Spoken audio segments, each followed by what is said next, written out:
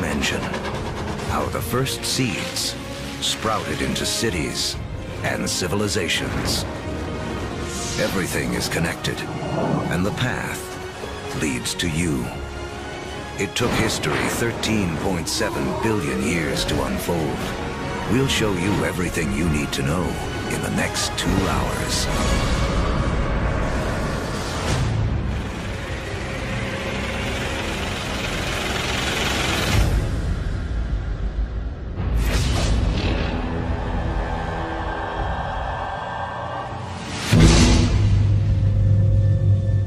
This is our infant universe. Everything that will ever exist, everything that will ever happen, all begins here, within this tiny bundle of energy, smaller than an atom. And right now, history as we know it is about to mysteriously begin.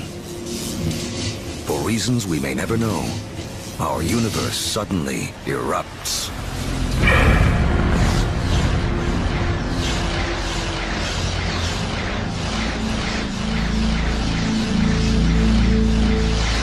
In a millionth of a millionth of a millionth of a millionth of a millionth of a millionth of a second, it went from a size smaller than an atom to bigger than a galaxy. Whoosh! What you're seeing is energy, and it's one key to understanding everything that will unfold in the next 2 hours.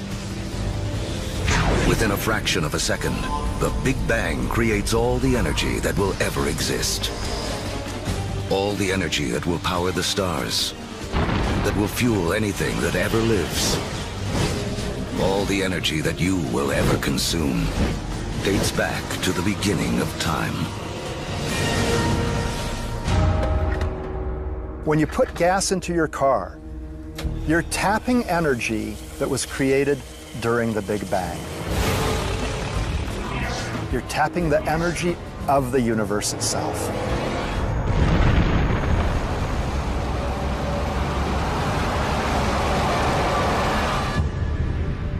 We're only a few minutes into our 2-hour journey, but already 380,000 years have passed. You are about to witness the birth of your original ancestors, the first atoms. This is hydrogen. The universe will use it to make everything in the world around us. Hydrogen is like a baseball team. You say, what player do I want to start my team with? Well, if I want to start a universe, I want to start it with hydrogen. From that, with a lot of heat and a lot of pressure, you can build more kinds of atoms. The first atoms blast through the early universe. And luckily for us, they don't spread out evenly. Because in those tiny pockets with more atoms, gravity, the great sculptor of the early universe, begins to work its magic.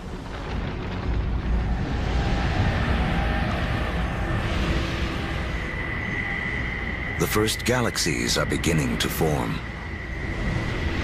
revealing a timeless secret of the universe.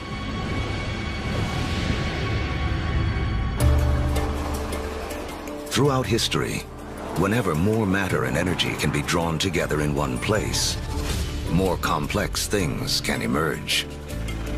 We have all of these urban centers around the planet where so much creativity, so much art, so much science, so much culture came about because of all these opportunities for things to interact with each other. Really, in a sense, where there is stuff, new stuff can develop, and where there isn't anything, nothing much can develop.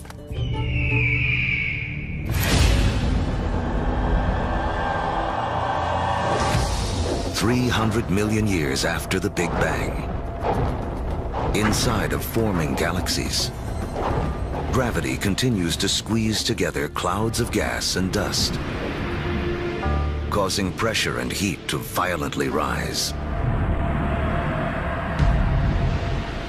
When the temperature reaches 18 million degrees Fahrenheit, hydrogen atoms slam together, creating a new element, helium, and radiating bursts of energy.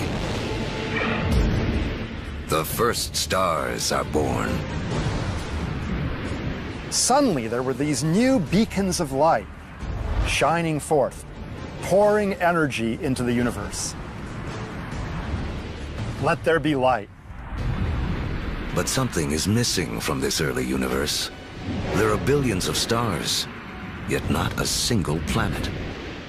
To form planets, and eventually people, to take the next leap that would make all of history possible, the universe needs more to work with than just hydrogen and helium. The complicated elements, the heavier things that we build stuff out of, for example, iron or life built out of carbon and things like that, they're actually manufactured in stars. We may see stars like our own sun as sources of light, but there is something bigger happening deep inside. Stars are element factories. They fuse hydrogen into helium, helium into lithium, forging 25 of the most common elements we'll need to live, including carbon, oxygen, nitrogen, and iron. So, more than 12 billion years ago, stars are already creating the element that will spur the Iron Age, allow for the building of cities, and the creation of some of mankind's most famous monuments. But a look at the Statue of Liberty reveals the next challenge awaiting the early universe. While the statue's frame is iron, her skin requires an element too heavy to be made in stars.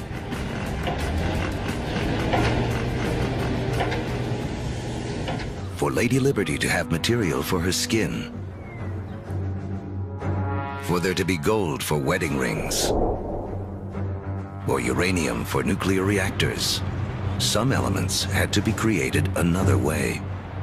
Stars don't have enough energy to do the job, but if the element factory isn't powerful enough, how about blowing up the factory?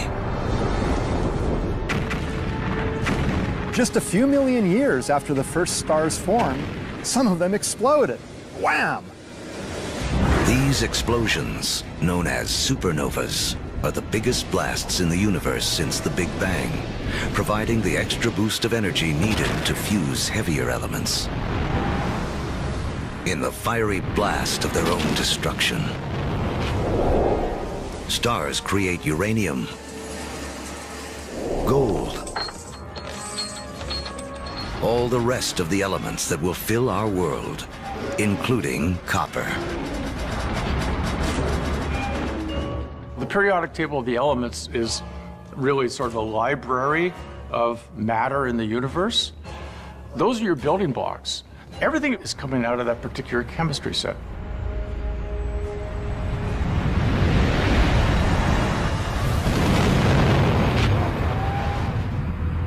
Supernovas are absolutely necessary for us to be here. You know, we have iron in our blood. We have little bits of old supernova, therefore, just floating around through us. We are all stardust. Copper and tin, Bronze Age. Without supernovas, there's no Bronze Age. Go to any supermarket and buy a multivitamin. And go and look in the ingredients. You'll find copper, you'll find zinc, you'll find selenium, you'll find all sorts of elements that can only be made in a supernova. The elements made by stars will become the seeds of life on Earth and the drivers of human history. But the journey has just begun. Before there can be life, the universe has to build us a suitable home. To build a proper house, you have to assemble the right materials all in one place. Now, when planets form, it's the same thing. It's the materials that you have at hand that's going to dictate the kind of house that your planet's going to be. To get enough of the right material in the right place, all at once, takes a very long time. Over the next 8 billion years, more than half of history as we know it, the element factories continue their work. Stars explode and are reborn. Each generation with more heavy elements than the last. Until 4.6 billion years ago. Finally, there are enough materials gathered for the next step on the path to us.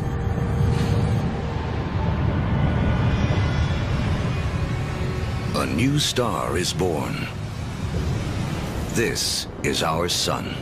It's so massive that it's gathered up 99.9% of the gas and dust in the solar system. But there's still just enough left behind for gravity to build some other things. Like planets.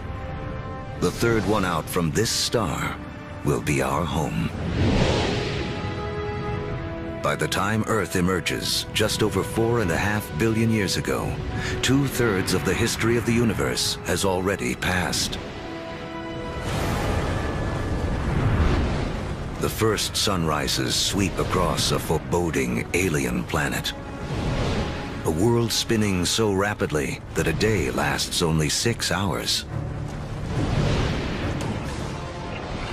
When you go back to the early Earth, right after the planet formed, you really have to think of the Earth as another planet. The sun would have looked out over a hellacious scene of just molten lava. In places, you would see rafts of black volcanic rock. Within the liquefied rock, the elements are all in a jumble. Something has to bring order out of this chaos. And once again, that something is gravity.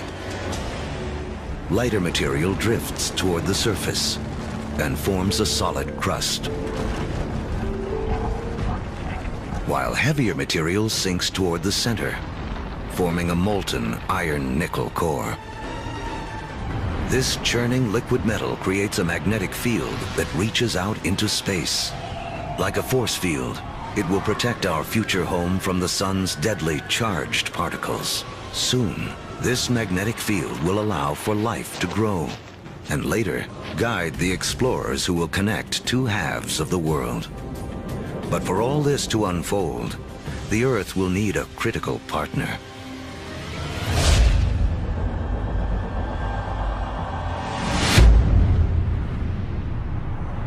$4.5 billion years ago, an object the size of Mars smashes into the planet at 25,000 miles per hour.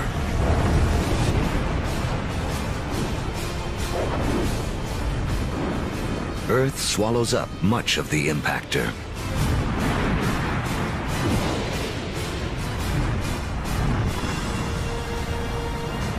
But a spray of molten debris is whipped off into space.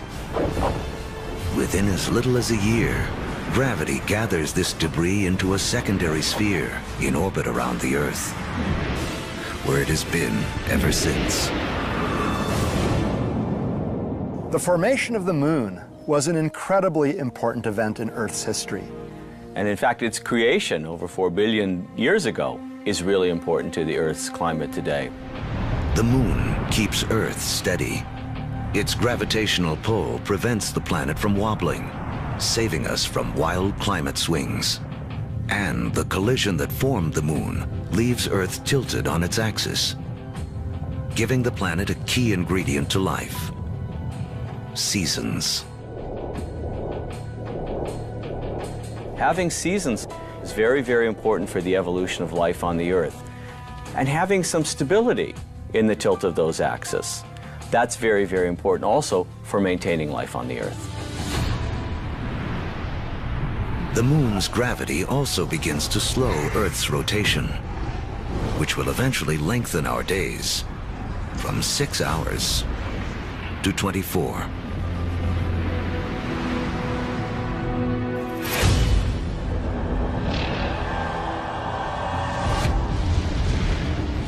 $4.4 billion years ago.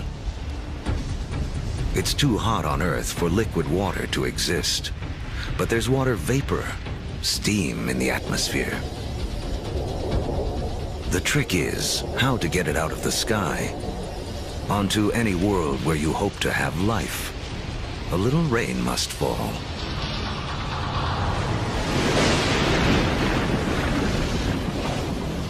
For millions of years, as the planet cools, rain pours down, forming puddles, lakes, and eventually our oceans. By 3.8 billion years ago, our planet has a moon and permanent oceans, but it hardly resembles the place we now call home. To become the stage for all of human history, Earth needs an oxygen-rich atmosphere, fertile continents for people to discover and develop. Who will create our modern world? There's a trillion of them crawling on your skin right now.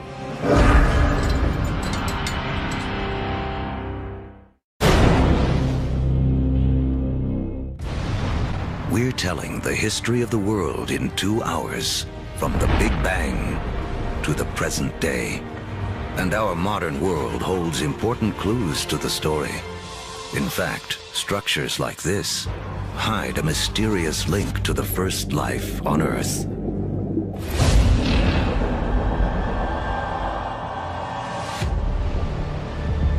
$3.8 billion years ago, beneath the surface of our primeval oceans, a revolution is taking place. 6 simple elements, including hydrogen from the Big Bang, and oxygen, carbon, and nitrogen created by stars, have combined to form the key substances that will make up all life, including us. The most spectacular is DNA. Within its spirals hide the secret codes of life. 700,000 years after the planet first formed, life on Earth begins.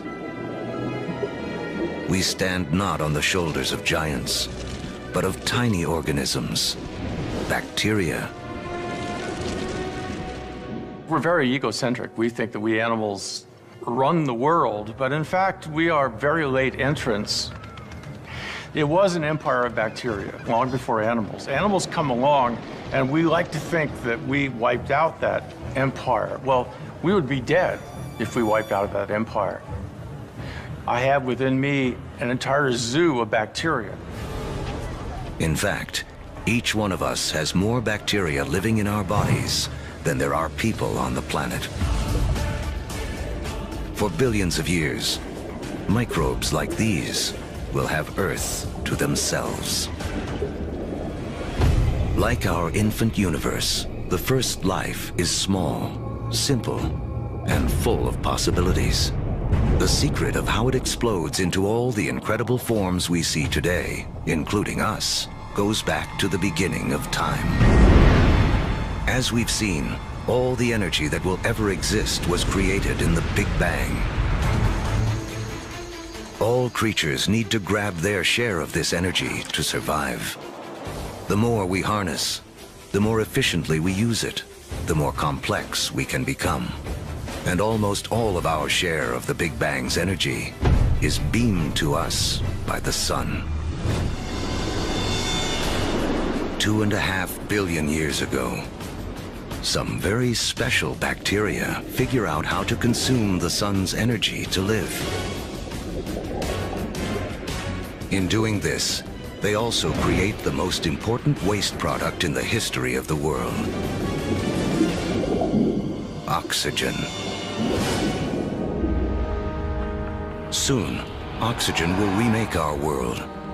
But first, it has another important job to do.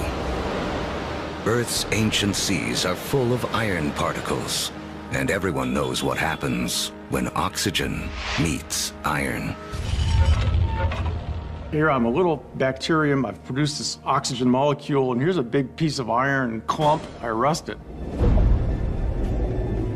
This rusted iron collects on the seafloor. Billions of years later, these huge deposits will be raised up to become major sources of the world's iron and steel. It was these iron deposits that later on drove the Industrial Revolution. In this way, the Brooklyn Bridge and the other early landmarks of the Industrial Age are a direct link to some of the first life forms on Earth. Once there's no more iron left in the sea to rust, these ancient bacteria have a mission to complete. They create so much oxygen that it fills the oceans and escapes into the atmosphere. And from then on, we have a very different planet from all the other planets in the solar system. Now, life takes a giant leap. For the first time, some bacteria learn to live on oxygen. Every human breath is a ritual, 2.5 billion years old. Life tends to stick with what works, even over the course of billions of years. Oxygen is a game changer. By taming its power, life has found a better way to energize itself, 20 times more efficient than anything used on Earth before. What life does with all this new energy will be the story that leads to us.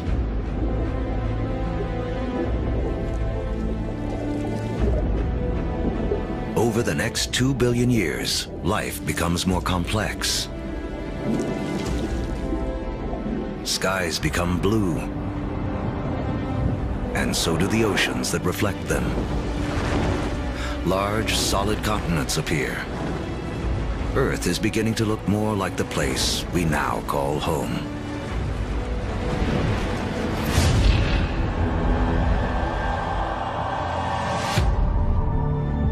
$550 million years ago, as the planet celebrates its 4 billionth birthday, oxygen levels in the atmosphere have risen from next to nothing to as much as 13%. Take a deep breath, because life on Earth is about to go wild.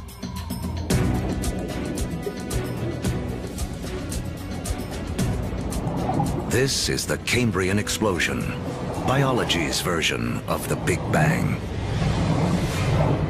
Right after you have abundant oxygen, you get size and complexity, and oxygen lets you do that. It's in this breathtaking span of roughly 30 million years that most of the major animal groups evolve. By 500 million years ago, the first bony fish have evolved in the seas. These fish are our direct ancestors. Though they look nothing like us, they evolve the body parts that will make our own bodies possible, including a spine and a mouth with jaws and teeth. We owe a great deal to our fish ancestors. In fact, all vertebrates today really represent modifications of the original fish body plan. For the first 4 billion years of Earth's history, plants and animals have stuck to the seas. But that all begins to change. With oxygen comes an ozone layer, protecting us from dangerous radiation. Plants make the move first.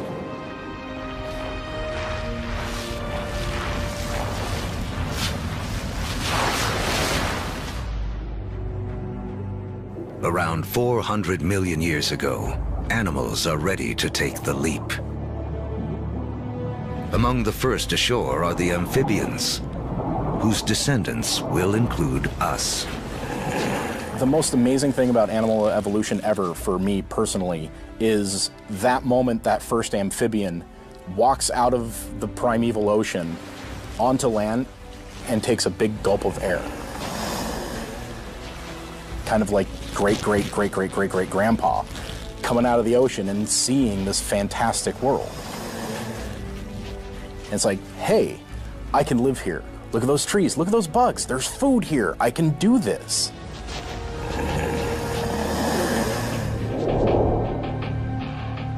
Eventually, humans will conquer every imaginable terrain. But before we can do that, our ancestors must first cut their final tie to the water. Mating season. Like modern frogs, they have jelly-like eggs that would dry out on land. But some amphibians eventually solve the problem. They evolve a new form of egg, with a shell that keeps the moisture in. This allows us to carry the ocean with us, onto land, and signals the evolution of amphibians into reptiles. You could be 300, 400, 500, 1,000 miles away from water and still have the water in that egg in order to birth. That is the key. It cuts that final tie to the ocean. That way we could colonize the rest of the land.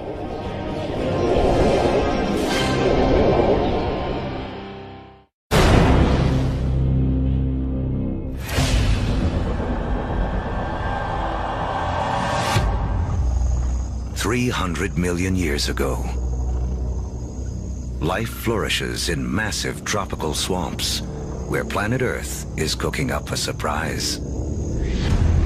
As plants die here, they are buried, compacted, and cooked. Energy created in the Big Bang and radiated by the sun to plants on Earth is now locked away underground as coal, a gift to be opened by human beings millions of years in the future.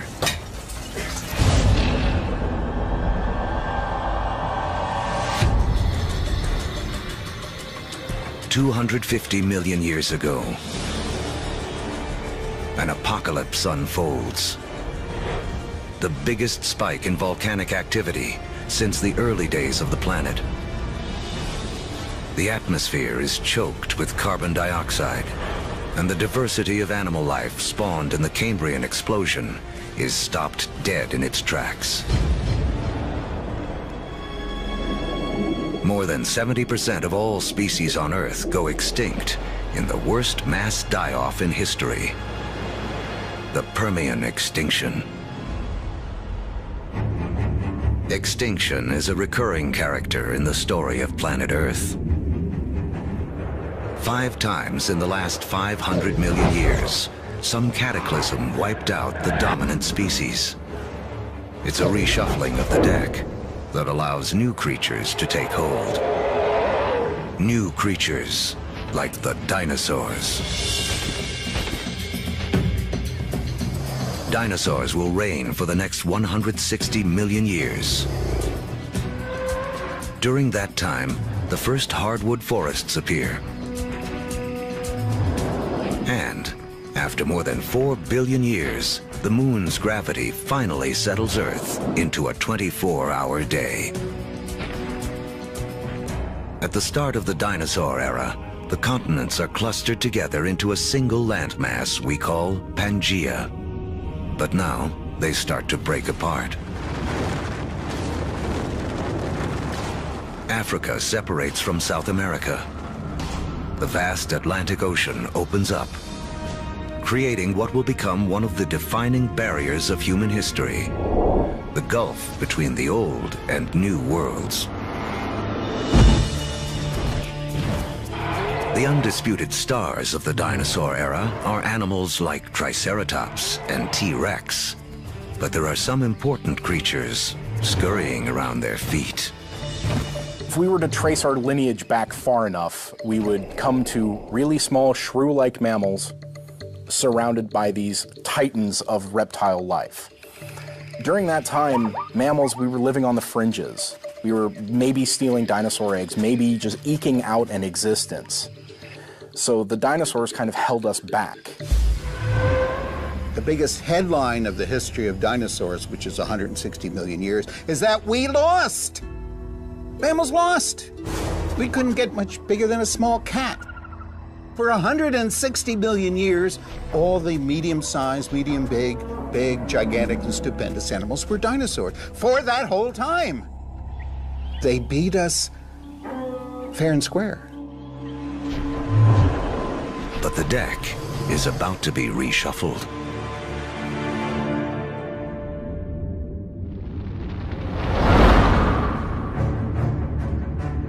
"65 million years ago, a 6-mile-wide object, likely an asteroid, slams into the Earth.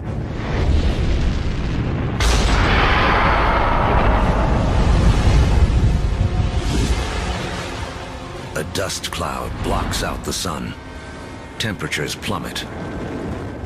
Every creature on land weighing over 50 pounds goes extinct. The reign of the dinosaurs is over.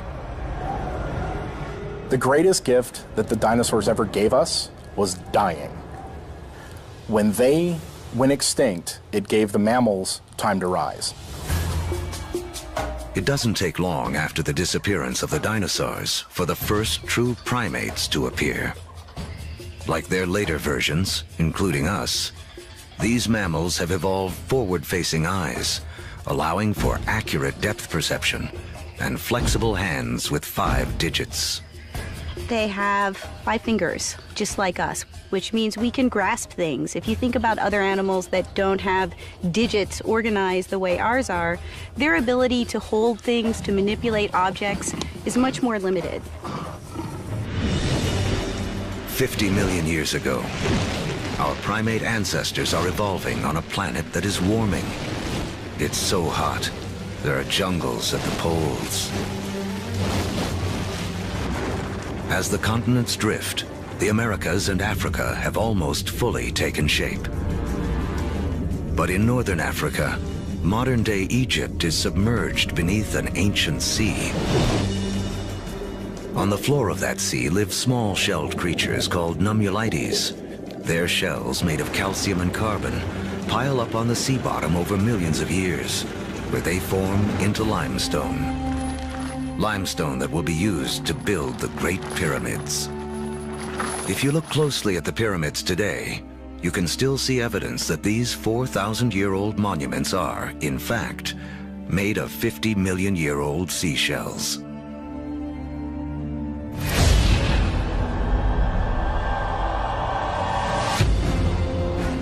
By 10 million years ago, Earth is morphing into a world most of us would recognize.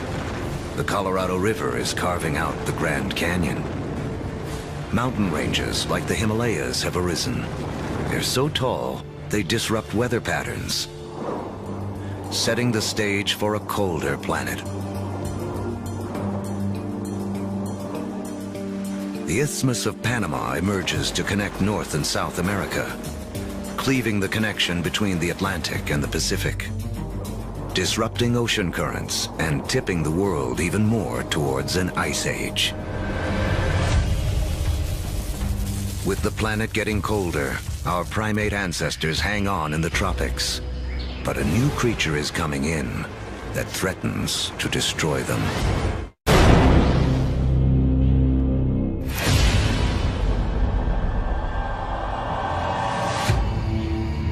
"7 million years ago, our primate ancestors lived safely in the trees. But their neighborhood is about to be invaded. This newcomer will have as profound an effect on human history as any other living thing on Earth. It seems almost impossible to believe, but one of the most important things that will lead to the emergence of us is the emergence of grass." The grasslands appear almost simultaneously around the world. We get the African savannas. We get the Eurasian steppelands. We get the North American prairies.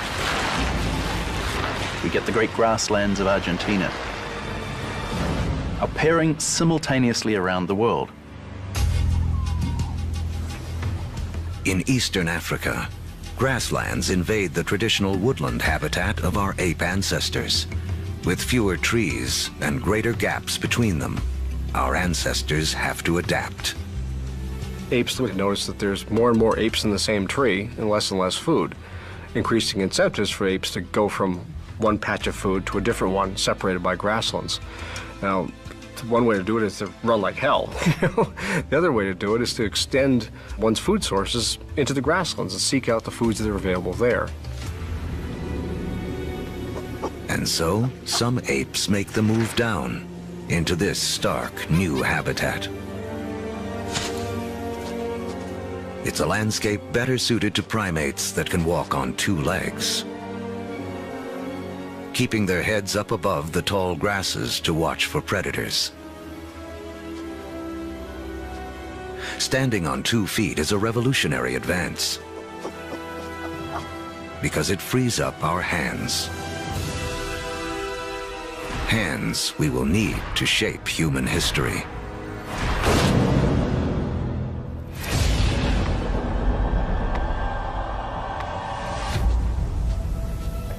$2.6 million years ago, early proto-humans, or hominids, walk an Earth whose rocks are loaded with the element silicon. Created in the cores of stars billions of years before, silicon is the second most abundant element in Earth's crust. One of its chemical quirks is the ability to bond with oxygen to form crystals that combine into solid rocks. Rocks that can be chipped and shaped without shattering. Hominids started doing this 2.6 million years ago, breaking cryptocrystalline silicates to make sharp edges, and people use them for millions, literally 2.6 million years. Simply having a modified stone with a sharp edge on it, now suddenly you have a hammer. You have a crude cutting edge. A simple modified stone means a human can suddenly do 1,000 more things than we could do previously.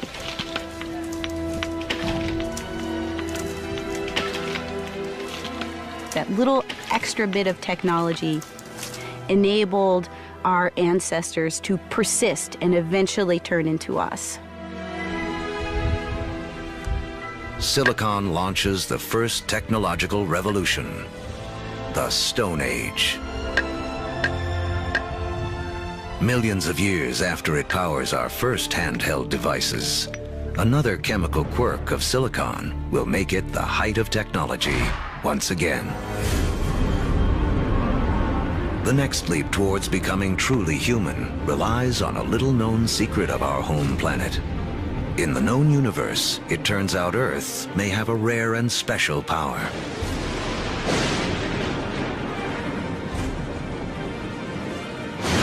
Of all the planets and moons in the solar system, we think that Earth is unique in the ability to sustain fire. Other planets and moons have lightning and lava. But only on Earth do we have the two critical things we need for fire to burn. A vast fuel supply in the form of plants and trees, and an atmosphere full of oxygen to fan the flames. If fire wasn't a possibility, you'd have nothing like us running around. Homo sapiens, they made a world with fire.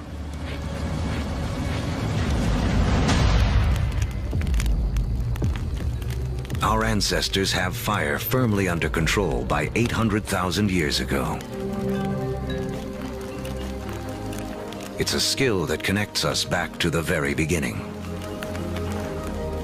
Remember that all energy was created in the Big Bang, and all life is in a competition for our share of this energy. Using fire to cook is like having an external stomach to break down foods, releasing more calories, giving us more energy, which in turn allows us to support bigger brains.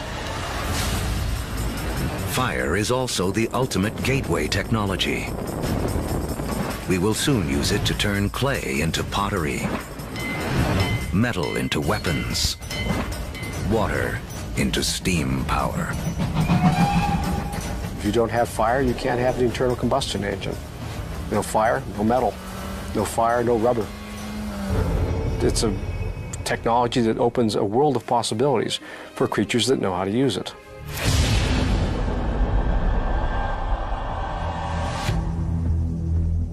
200,000 years ago, the modern human has fully taken shape. The larynx, or voice box, which is high up in the throat in our ancestors, descends. More complex sounds are now possible. We begin to speak. For the first time, information can be shared between individuals and across generations. Humans have gained a critical advantage over every other creature on Earth. You can tell my grandfather said that when the elephants didn't show up, we go off and hunted zebras. You know, my aunt told me that her cousin found this water hole on the other side of that river. And we can all benefit and we can all understand what they mean when they're describing what they found out on that landscape. Language changes humans from being like standalone computers to being networked computers, where you can share information. You know, one doesn't need to depend on one's own personal experience. One can borrow the personal experience of anyone with whom one can communicate. That's a powerful advantage. No other creature has that. As a species, humans become exponentially smarter. The global game board has been set, and we are now ready to play. 100,000 years ago, man can move. We have agile hands and primitive tools. We can communicate and control fire. We are finally ready to expand out of our African home on a path millions of years in the making. Shifting continents have linked Africa and Eurasia into the largest contiguous landmass on Earth, Afro-Eurasia. 33 million square miles, more than twice the surface area of our entire moon. For early humans, this means more than half the land on Earth can be reached on foot. Human dispersal was a crucial game changer. We are one of the few primates that live on more than one continent simultaneously. So what that means is that we're better insulated from the kinds of things that cause big mammals to become extinct than other primates are. It's extinction insurance. Dispersal is extinction insurance. But just as the world begins to open itself up to man, the planet turns on us. An ice age begins. Now the planet will test us like never before. By 50,000 years ago, glaciers begin to advance down from the North Pole. At the same time, humans continue their conquest of the globe, arriving in China and Australia. By 30,000 years ago, Homo sapiens reach Europe for the first time. By 20,000 years ago, with the ice nearing its most extreme, the march of man reaches the frigid tundra of northeast Siberia. Despite the trials of the Ice Age, man endures and develops the last skills we will need to be truly human. The clues lie in these symbols. We have taken an intellectual leap to think beyond the here and now, beyond what is simply needed to survive. We can only start saying we have an organism that is human, that is the same as us, when we start seeing evidence of symbolic thought. It's when we start seeing a picture of a cow that everybody will recognize as the picture of a cow. Because only when we start seeing all of those things can we say that is a human. People or creatures that think like us, that see the world in the same way as us. And from that moment on, human history was marked to be radically different to any other species on this planet. Now, with huge amounts of the planet's water locked up in ice, sea levels plummet by 300 to 400 feet. The last great barrier to the spread of man is erased. We come across the Bering Land Bridge from Siberia to North America. We are telling the history of the world in 2 hours, and in just 1 hour, more than 13 billion years have already passed. These years of preparation have allowed man to finally emerge and spread out across the planet. And human history as we know it can truly begin.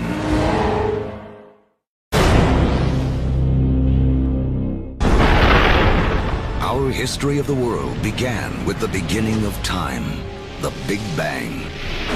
It has taken us on a journey of nearly 14 billion years.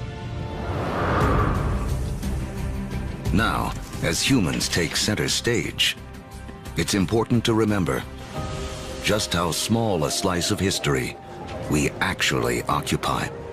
To make things simple, imagine compressing 14 billion years of history down to just 14 years. On this scale, the Earth would have existed only for the past 5 years. So that's about a third of the history of the universe. Large, complex creatures would have developed 7 months ago. On this scale, dinosaurs went extinct only about 3 weeks ago. The entire recorded history of humans would span only the last 3 minutes. Modern industrial societies, the Industrial Revolution effectively, 6 seconds ago. What this shows me is that we humans have been around for only a very brief instant in the recorded history of the universe. Mankind has waited billions of years for our brief instant to shine. As the stars and our evolving planet carried out the slow work of organizing the elements in a way that would make human history possible.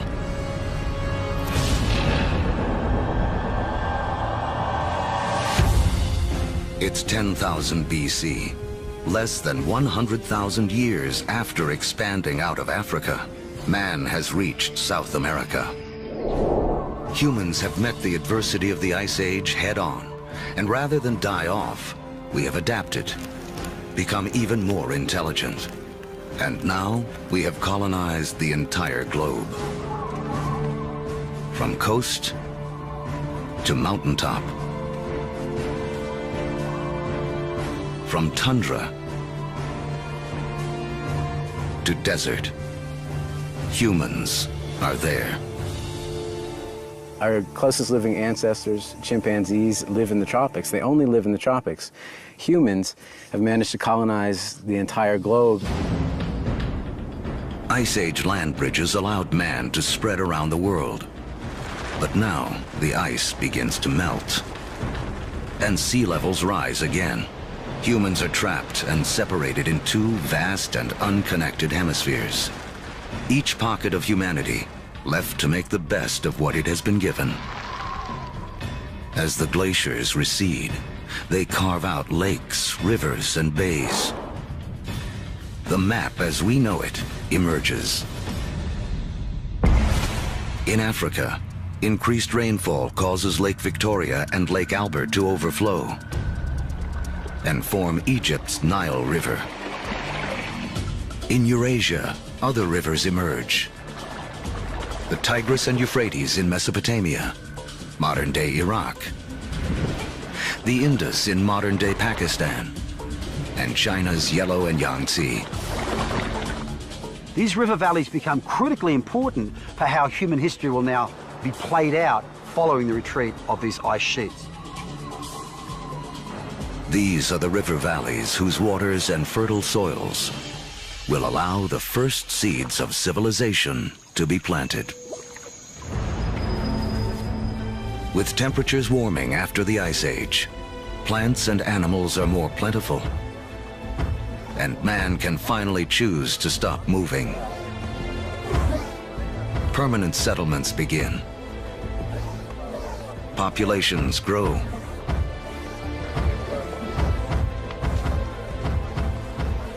With more mouths to feed, our ancestors have to get clever. They had to find a way to increase the amount of food they could get from the surroundings. Now, one discovery forever changes the planet and the path of mankind. We learn to plant seeds. And the seeds we sow come from the same plants that millions of years earlier spurred our evolution from ape to man. The unheralded hero of human history, grass. A grass seed is tiny, right? It's no food. I can hunt a bison or I can take grass. I'm gonna hunt a bison, right? Ironically, grass seeds become the most important food crops in the world, but they're the things that are ignored by hunter-gatherers for thousands and thousands of years. People don't start using them until they absolutely have to use them. Some of the species of grass that we are most familiar with includes sugarcane. It includes wheat and rye and barley. All of the cereal crops are types of grass. So it's not just that beautiful green lawn that we measure our middle-class success from. It's also the staple crop upon which civilization depends. It is the majority of our calorie intake. Once again, it all goes back to the Big Bang. Central to the story of all life is our competition for that energy created at the beginning of time. Just as oxygen gave us an edge, just as fire allowed us to consume more calories. Switching to farming is an energy revolution. A hunter-gatherer needs 10 square miles of territory to provide himself with enough sustenance, enough energy in the form of plants and meat to survive. A farmer can harvest the sun's energy so efficiently, he can fulfill his needs using only 1/10 of a square mile of land. In the warming after the last ice age, farming begins to take hold in 6 places around the globe. But by the fortunes of geography, no place in the ancient world has a better concentration of plants and animals that can be domesticated than the Middle East's Fertile Crescent. In the Middle East, we have this remarkable convergence of species that seem to have been susceptible to domestication, both plants and animals. In terms of animals, we're talking about cattle, pigs, sheep, and goats. In terms of plants, 2 varieties of wheat, rye, barley, lentils, figs, all in this very small part of the world. Unlike the Fertile Crescent and the rest of Afro-Eurasia, places like sub-Saharan Africa and the Americas have very few wild species that can be easily domesticated. It's a critical difference. People blessed with the right mix of plants and animals will become more powerful and get a massive head start on the road to the modern world.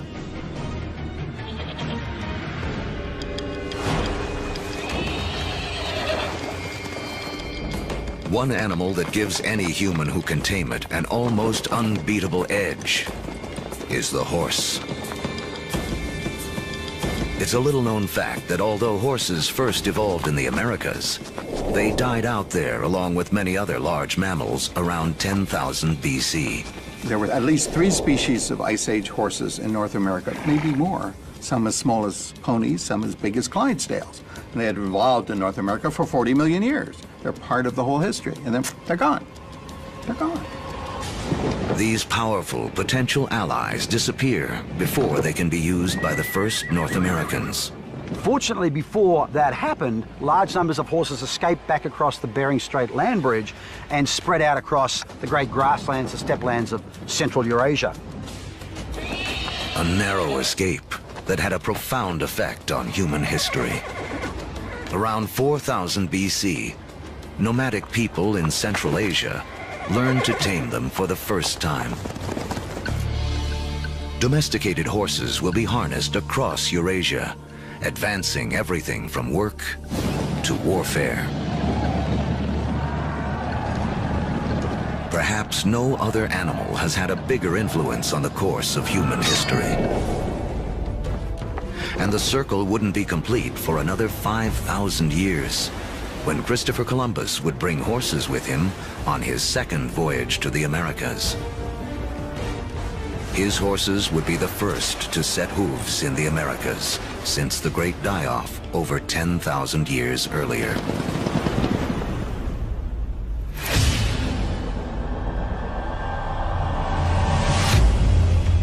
"6,000 years ago, domestication of animals and plants sets the stage for the next phase of human history. Like clouds of interstellar dust gathering in material to form stars, a type of gravity is at work as places like Sumeria, located in part of the Fertile Crescent known as Mesopotamia, draw in people, support large populations, and spin up into centers of power and innovation. By 3000 BC, some of these Sumerian settlements can truly be called our first cities. One of them, Uruk, has around 50,000 people living in less than 1 square mile. A population density that rivals modern-day New York City. Humans have become so efficient at deriving energy from domesticated food that this land area, which would have supported only a single hunter-gatherer, now can support thousands. But a change in diet also triggers a new dependence. Once you move to agriculture, you are depending for 80–90% of your calories on perhaps 1 or 2 species. In the case of the Middle East, wheat and barley. In the case of wheat and barley, they both ripen at about the same time. Humans have to gather the seeds at the same time. So now we have our food for the year that has arrived in one hit. It's like getting your salary paid once a year. You need to record it, you need to plan, because if inevitably your crop fails, you have famine, and you're not going to have another go for another 12 months.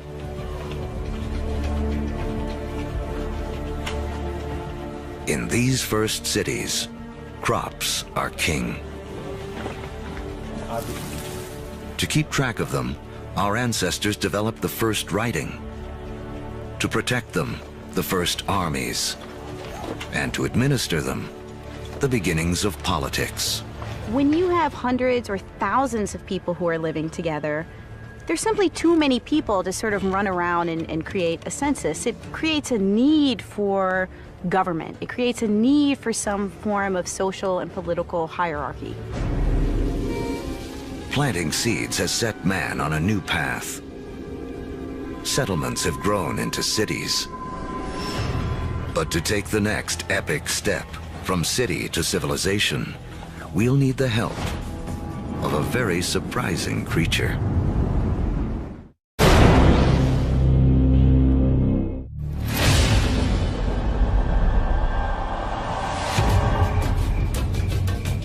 "5,000 years ago, after wandering the Earth for more than 100,000 years, mankind has begun to settle down. We cluster near rivers, along the Tigris and Euphrates, the Nile, the Indus, the Yellow and Yangtze. Civilizations are about to take off. But first, they must all master one thing: trade. The more they exchange goods and learn from other lands, the faster they grow. It seems that long-distance trade and communication is a necessary precursor to allow urban civilization as we know it. And surprisingly, the first civilizations arise on the back of a creature with a lowly reputation in the modern world: the donkey. The donkey caravan is the interstate highway and high-speed internet of its day. Their routes will lay the groundwork for the modern world. Moving not only goods like timber and bronze, but ideas and stories. The civilizations they connect will be some of the first described in the Bible. The caravan routes converge at the Persian Gulf, where they link up with ships that carry goods to India. It essentially brought these civilizations together into great cultural and material exchange, and really was the beginning of the trend towards globalization. It is a key to understanding how our world works to this day. Just like the first civilizations, we trade and form networks. These networks form hubs, And throughout history, being at that hub has meant one thing. The amount of ideas, the amount of cargo that passes through a region seems to have a direct correlation to how powerful and important they are. By 2000 BC, humans have gone from humble huts to massive monuments. In Africa, great pyramids arise on the banks of the Nile. The first stages of Stonehenge rise up in ancient Britain. And back in Samaria, artificial temple mounds called ziggurats climb ever higher toward the heavens. To cement these massive structures together, the builders of Samaria turned to a substance that oozes from seepages along the Euphrates River. It's called bitumen. Used as asphalt in the modern world, it is the first petroleum product to be exploited by mankind. While bitumen is highly prized, the lighter, thinner substance oozing from the ground along with it is considered a nuisance by the ancients because it catches fire so easily. The ancients call it naphtha. We call it gasoline. And it's one of the first indications of the vast oil fields that will one day turn the cradle of civilization into a center of wealth and warfare. The legacy of these first civilizations can be seen in surprising ways. The Sumerian counting system was based on the number 12 rather than 10, which is why we divide our days into two 12-hour blocks, our hours into 60 minutes, and our minutes into 60 seconds. The Sumerians also likely invented the wheel, which eventually leads to another innovation that will change the course of man, the chariot. Thus bringing together the Sumerian invention of the wheel, right, with the domestication of the horse that had occurred amongst these nomadic peoples into this really formidable piece of military technology. Around 1200 BC, a chariot-driven clash of civilizations cuts off trade routes for copper and tin, the metals we need to make bronze tools and weapons. But luckily, the stars have made us an alternative: iron. Now, metalsmiths make a crucial discovery. By working at higher temperatures, they can release the power of this ancient metal. Easier to sharpen and 700 times more common on Earth than copper. It is a game changer. Humanity enters the Iron Age.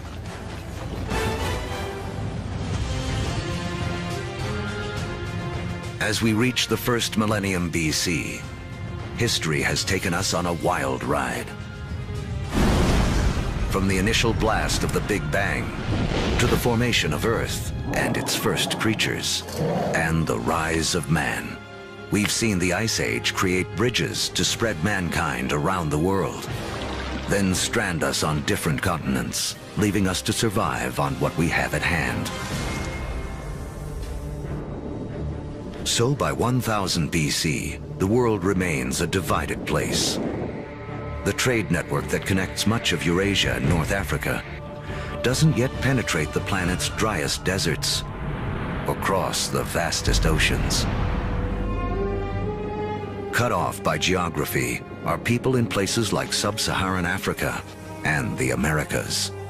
With few easy-to-domesticate plants and animals of their own, they remain tied to more ancient ways of life.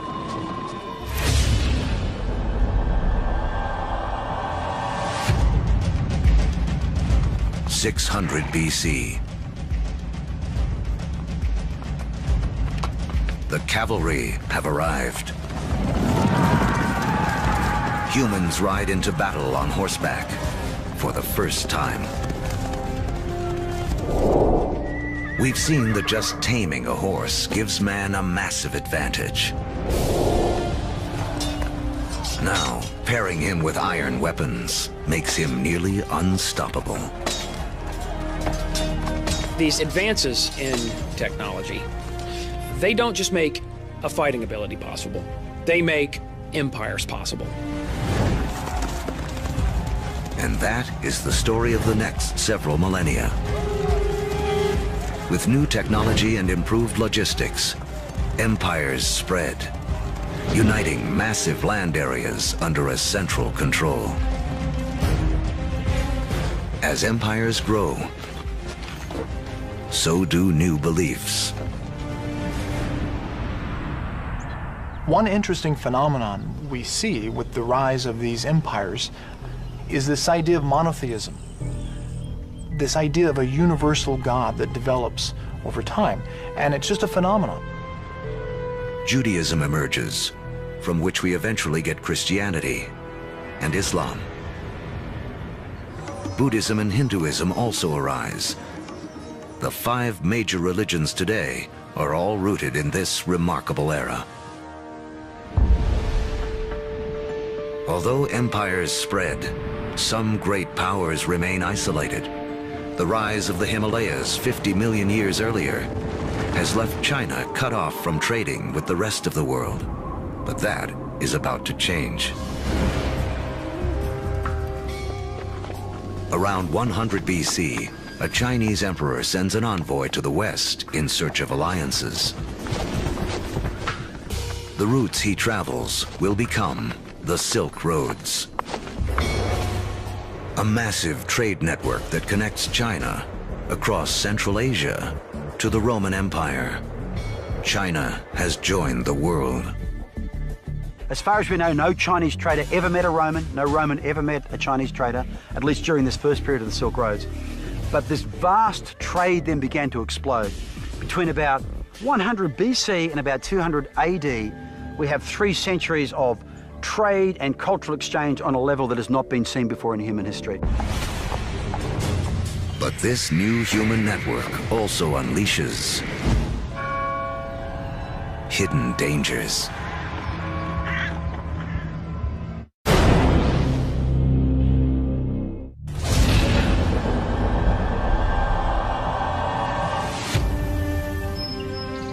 By the beginning of the Common Era, great empires have risen, and a massive trading network connects most of Europe and Asia. But the trade routes also carry an invisible threat. Disease.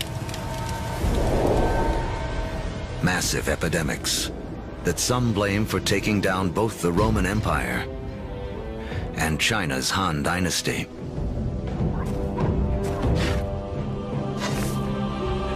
But these networks also lead to the spread of religion. In 312 AD, the Roman Emperor Constantine converts to Christianity, paving the way for it to become the dominant religion of Europe and the West.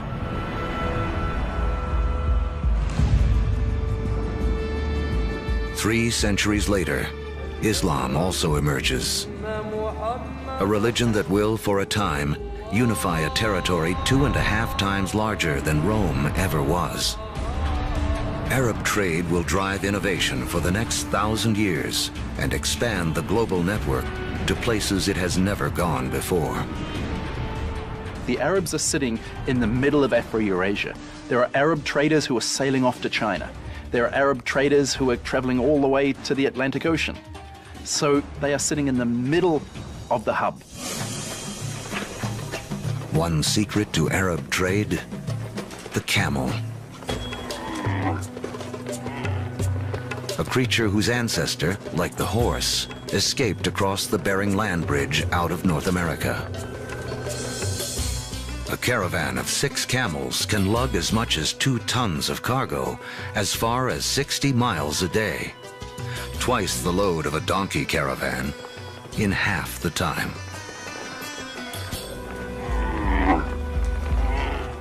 For the first time, camel caravans open up reliable trade routes across the formidable Sahara Desert, leading to the formation of the first states in West Africa.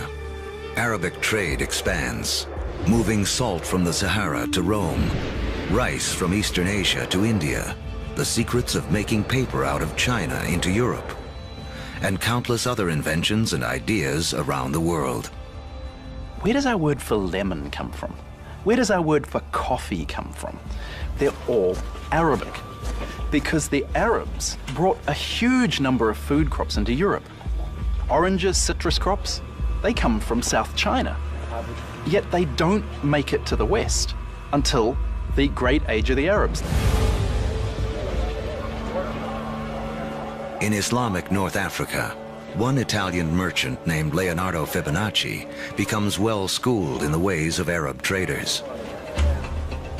He picks up on a simple but ingenious counting system that originated in India but is used extensively in the Arab world. His writings will spread this knowledge to Europe and around the globe. With everyone counting the same way, business and trade will explode. And because of Fibonacci, people today still almost universally use the numbers known as Arabic numerals. But there is another idea Arab traders will spread, something even more influential. It originates in China around 800 AD. A Chinese alchemist in search of an elixir for long life instead stumbles upon chemistry that can bring sudden death. He combines carbon and sulfur with saltpeter, a compound made of potassium, nitrogen, and oxygen. Forged in the stars, these elements now come together to make gunpowder. The recipe for gunpowder eventually moves west across the Silk Roads to the Islamic world, where Muslim warriors use it to fire cannonballs at Christian crusaders.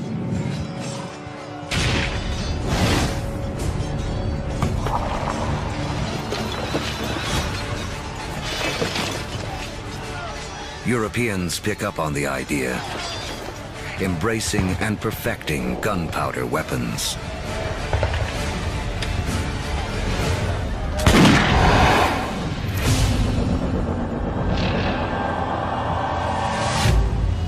In 1492 AD.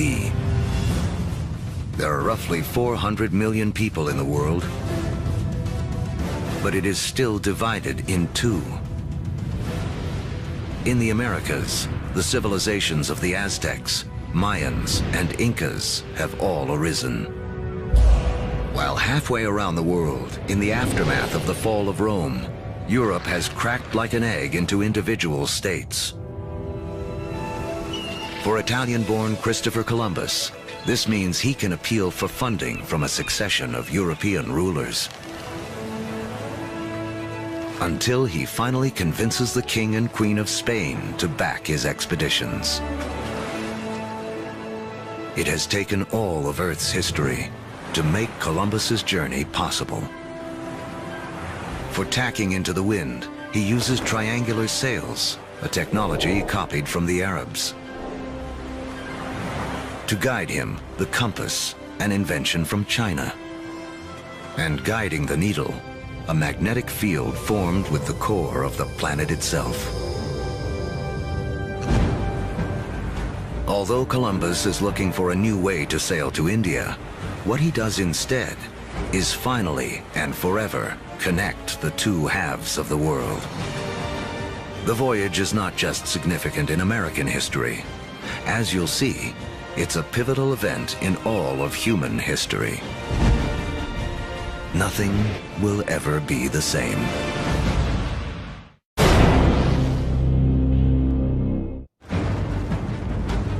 The end of the Ice Age marooned large pockets of humanity on separate sides of the globe for over 15,000 years. Now, that's all about to change. The voyage of Christopher Columbus in 1492 is taught as one of the most significant events in American history. In fact, it's one of the most significant events in all of human history. Prior to that voyage, the Great World Zones had existed largely in isolation. By crossing the Atlantic, Columbus opens up the vast American world zone, these two enormous continents of North and South America, with the millions of people that are living there, the resources that are available. And for the first time, people living in Eurasia become aware of this other part of the world. Until the voyage of Columbus, these people may as well have been living on different planets, so isolated were they. A trade network that started with the first civilizations, connected Europe, Asia, and Africa, now reaches across the Atlantic. In this vast new global network, new hubs will form. And once again, power will shift. For most of the last 2,000 years, Europe hasn't been that important. Then we get the age of Columbus, and what do you know?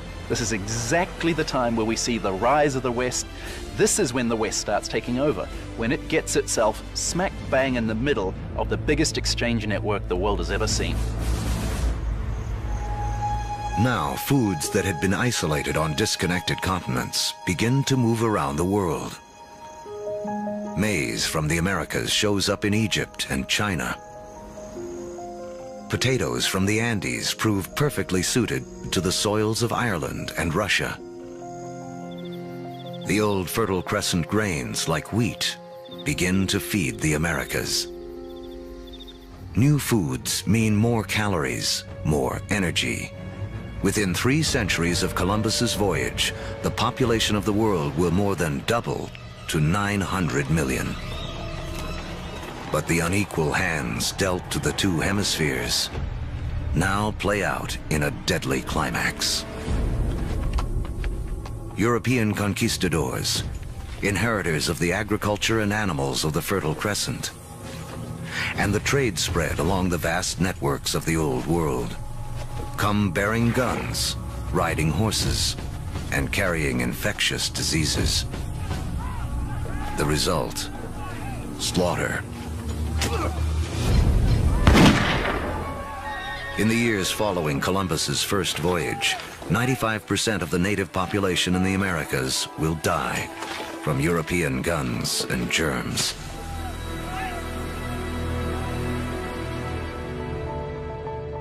Once the hemispheres are connected, nothing can ever be the same. Take the incredible story of sugar. Chemically, it's the only source of fuel for our brains, a substance we are programmed to crave. Raw sugar comes mostly from sugar cane. Once again, a grass will play a central role in the story of mankind. First cultivated more than 6,000 years ago in Asia, Europeans discovered sugar in the Middle East during the Crusades and carried it home. Europe was hooked. But there's virtually nowhere in Europe where sugar can grow. Then we have Christopher Columbus and the discovery of the New World. And the Spanish conquistadors, yes, they initially are very interested in the gold and the silver, but really, they just want to make it rich. They don't care how they're going to make it rich. And once the gold and the silver has been looted, the next step is to open sugar plantations. The Spanish themselves don't want to work in the sugar plantations. They start looking around for a new labor force. And over on the other side of the Atlantic, there is a place where they can buy slaves. And if we look at the history of slavery, the #1 destination of slaves from Africa are sugar plantations. So the history of sugar shapes the development of history through the Middle East, through the Crusades, through the conquest of Mesoamerica, and even the history of slavery from Africa to the Americas.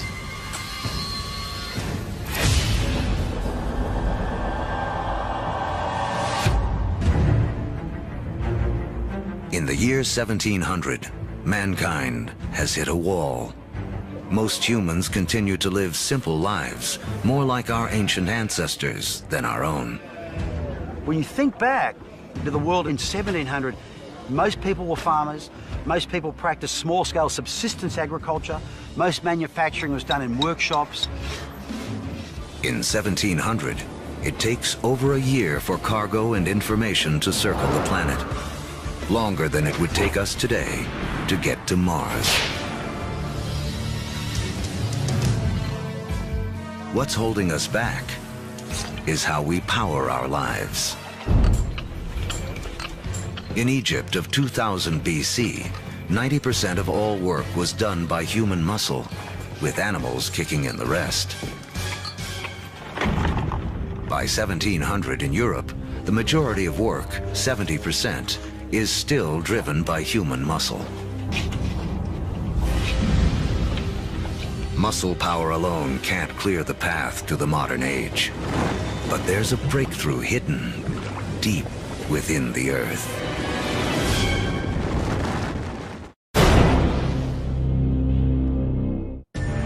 As our history of the world in 2 hours races towards a close, mankind has hit a wall. Human progress is stalled by the limits of our muscle. To break through, we'll need a new way to power our lives and the entire history of the world. Remember that billions of years ago, iron from exploding stars was gathered up into planet Earth during its formation. Thousands of years ago, man started using this iron for tools and weapons. To keep our forges burning, we began cutting down our forests. Now, 300 years ago in Britain, iron is in high demand, and the trees are running out. The British need a new source of fuel, and thanks to the decayed remains of ancient ferns, they have one. Coal. But coal itself won't power mankind into the modern world. There's one more fateful twist in the story. As the quest for coal takes miners ever deeper into the ground, water begins flooding the tunnels. To pump out the water, a new invention is needed. In 1712, Thomas Newcomen produces a pump powered by burning coal and driven by steam. Newcomen's machine is the first practical steam engine.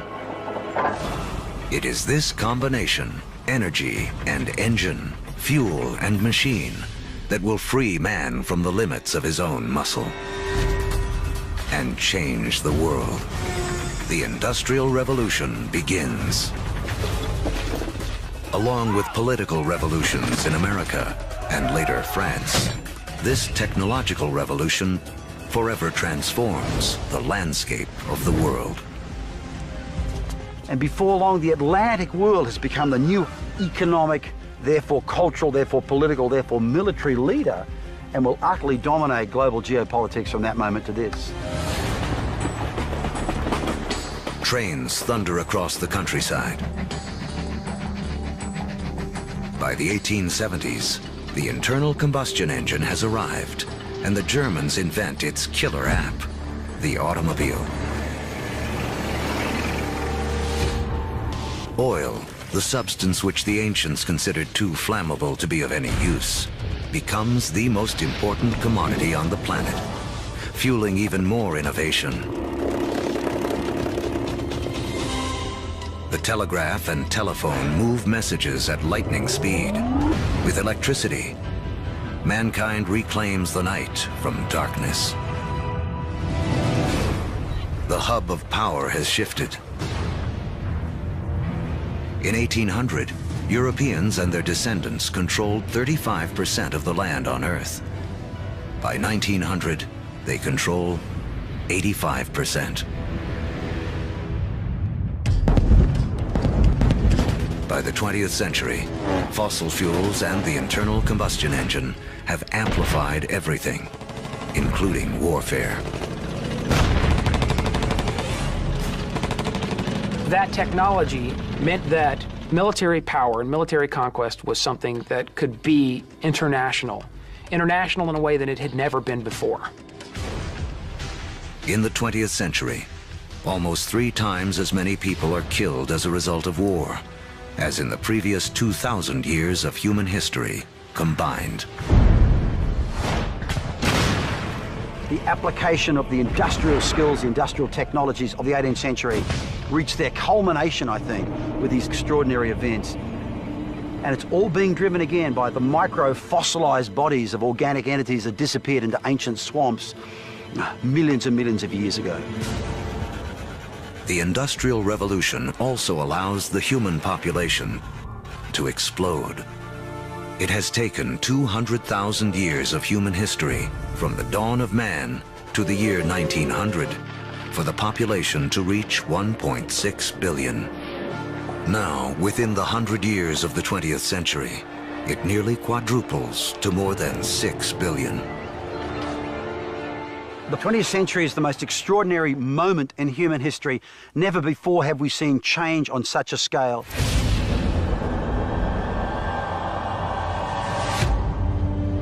Today, humans number close to 7 billion. We are the dominant players on the planet. We have learned to harness 50,000 times more energy than our ancestors just 10,000 years ago. This energy drives our fast-paced lives and a literal worldwide web, a network that, as we have seen, has been in the making for as long as humans have walked the Earth. Our 2-hour story is coming to an end. A story that really began 14 billion years ago with a tiny universe where everything was all in one place. Then the Big Bang. All the energy that has ever existed created in an instant. Gravity sculpted our universe. For billions of years, stars and supernovas created all the elements we would eventually need. Then an extreme Earth took shape and settled into just the right conditions to support life. As the planet evolved, life competed for energy and grew more and more complex. Eventually, the conditions were right for our species to rise. We mastered stone and fire. When the Ice Age came, we spread around the planet. And when the ice melted, we were stranded on different continents. We learned to bend plants and animals to our will. We built cities, then civilizations.